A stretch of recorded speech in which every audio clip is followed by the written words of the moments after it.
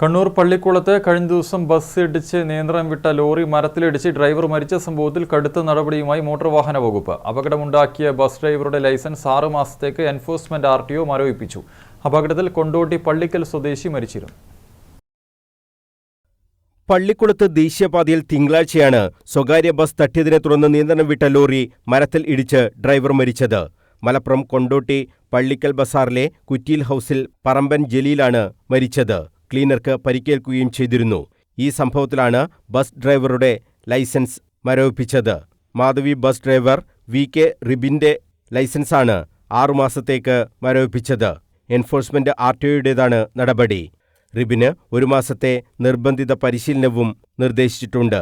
പുതിയതൊരു ഭാഗത്തു നിന്ന് വരികയായിരുന്ന ചെങ്കൽ കയറ്റിയ ലോറി പള്ളിക്കുളത്തെത്തിയപ്പോൾ ലോറിയുടെ പിറകിൽ അതേ ദിശയിൽ നിന്നും വന്ന സ്വകാര്യ ബസ് ഇടിക്കുകയായിരുന്നു. ഇതോടെ നിയന്ത്രണം വിട്ടാണ് റോഡിന്റെ ഇടതുഭാഗത്തുള്ള മരത്തിലേക്ക് ഇടിച്ചത്. ലോറിയുടെ മുൻഭാഗം പൂർണ്ണമായും തകർന്നിരുന്നു. ഇതിന്റെ CCTV ദൃശ്യങ്ങളും പുറത്തുവന്നിരുന്നു.